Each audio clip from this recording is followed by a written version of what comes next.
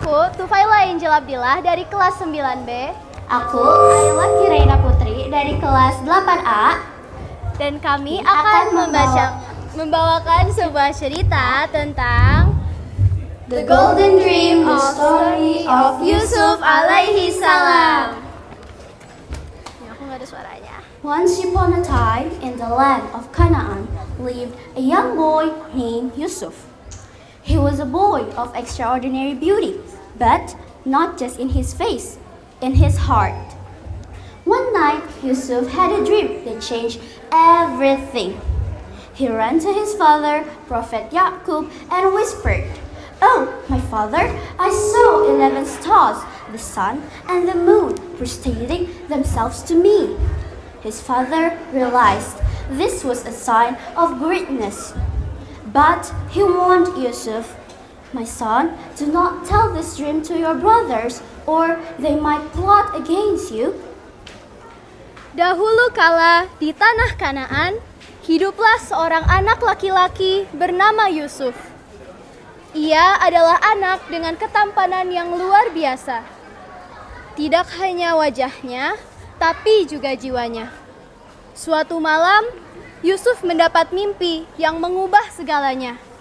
Ia berlari ke arah ayahnya, Nabi Yaqub, dan berkata, "Wahai ayahku, aku melihat 11 bintang, matahari, dan bulan.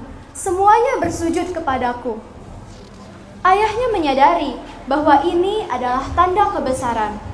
Namun, ia memperingatkan Yusuf, "Anakku, jangan ceritakan mimpi ini kepada saudara-saudaramu, atau mereka akan merencanakan sesuatu yang buruk terhadapmu." But jealousy is a silent poison.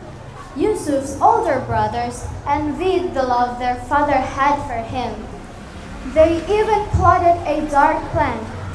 One day, they took Yusuf to the wilderness, pretending to play. But instead, they stripped him of his shirt and with cold hearts threw him into the depths of a dark, cold well. They returned to their father with a blood-stained shirt, crying fake tears. "A wolf has eaten Yusuf, father," they lied. While miles away, in that dark well, Yusuf was alone. But he wasn't afraid. Why? Because Allah whispered to his heart, "Do not worry, Yusuf. A day will come when you will tell them about this, and they won't even realize who you are." Namun, rasa cemburu adalah racun yang sunyi. Kakak-kakak Yusuf iri dengan kasih sayang yang ayah mereka berikan kepadanya. Mereka menyusun rencana gelap. Suatu hari, mereka membawa Yusuf ke padang belantara, berpura-pura mengajaknya bermain. Sebaliknya, mereka melucuti bajunya dan dengan hati yang dingin, mereka melemparkan Yusuf ke dasar sumur. Mereka kembali ke ayah mereka dengan membawa baju yang berlumuran darah. Menangis dengan air mata palsu, serigala telah memakan Yusuf. Bohong mereka. Sementara bermil-mil jauhnya, Yusuf sendirian.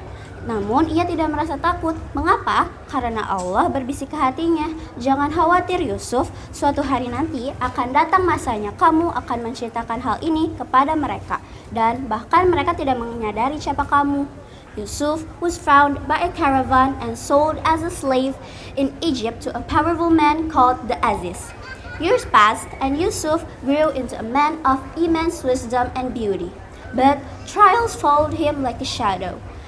He was falsely accused of a crime he didn't commit and thrown into a prison. Did he complain? No. He turned the prison into a place of worship.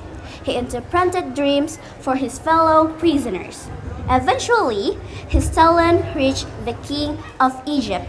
The king had a dream of 7 fat cows being eaten by 7 skinny ones. Yusuf ditemukan oleh sebuah kafilah dan dijual sebagai budak di Mesir kepada seorang pria bernama Al-Aziz.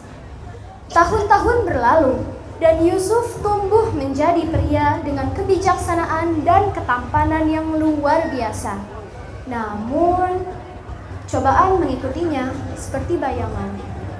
Ia dituduh secara fitnah atas kejahatan yang bahkan tidak ia lakukan, dan ia juga dijebloskan ke dalam penjara. Apakah ia mengeluh? Tidak. Ia mengubah penjara menjadi tempat untuk beribadah. Ia menafsirkan mimpi bagi sesama tahanan. Dan akhirnya, bakatnya terdengar oleh Raja Mesir. Sang raja bermimpi tentang 7 ekor sapi gemuk yang dimakan oleh 7 ekor sapi yang sangat kurus. Yusuf explained, 7 years of plenty are coming, followed by 7 years of famine. We must save the grain. The king was so impressed that he freed Yusuf and made him the minister of finance of all Egypt. The famine hit the whole region, including Canaan. Yusuf's brothers traveled to Egypt to buy food. They stood before the mighty minister, bowing down just like the stars in his dream, but they didn't recognize him. Yusuf tested them, and when he saw that his brother has changed, he was so impressed. With tears in his eyes, he said, "I am Yusuf, and this is my brother." The brothers froze in fear. They thought, now he will take his revenge. But Yusuf, the man of gold, looked at them with mercy and said words that we should all remember. "No blame on you this day. May Allah forgive you, for He is the most merciful." Yusuf menjelaskan 7 tahun kelimpahan akan datang diikuti oleh 7 tahun kelaparan. Kita harus menyimpan gandum tersebut. Raja sangat terkesan sehingga beliau membebaskan Yusuf dan mengangkatnya menjadi menteri keuangan di seluruh Mesir. Bencana kelaparan melanda seluruh wilayah termasuk Kanaan. Saudara-saudara Yusuf melakukan perjalanan ke Mesir untuk membeli makanan. Mereka berdiri di hadapan sang menteri yang perkasa, membungkuk persis seperti bintang-bintang di dalam mimpinya.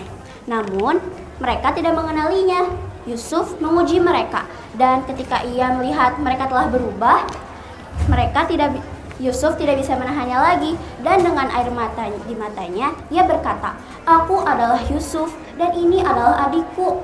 Saudara-saudaranya membengkak karena ketakutan. Mereka berpikir sekarang dia akan membalaskan dendam. Namun Yusuf, pria berhati emas itu, memandang mereka dengan penuh kasih sayang, mengucapkan kata-kata yang kita semua harus ingat. Pada hari ini tidak ada cercaan atas kamu. Mudah-mudahan Allah mengampuni kamu, karena Dia adalah yang Maha Penyayang. Yusuf sent for his father after years of blindness from crying. Prophet Yaqub smelled the shirt of Yusuf, and his sight returned. The family was united in joy. Friends, the story of Yusuf teaches us that patience or sabar is superpower. Jealousy may throw you into a well, and liars may throw you into a prison. But if Allah has written a throne for you, the whole world cannot stop you from reaching it. Yusuf akhirnya bertemu dengan ayahnya. Setelah bertahun-tahun kehilangan penglihatan karena kesedihan yang mendalam, Nabi Yakub seketika bisa melihat kembali setelah mencium aroma baju Yusuf. Pertemuan tersebut menjadi momen penuh haru dan kebahagiaan luar biasa. Kisah ini mengajarkan kita bahwa kesabaran adalah kekuatan yang luar biasa. Meski rasa iri mungkin bisa melemparmu ke dalam sumur, dan kebohongan bisa menjebloskanmu ke dalam penjara,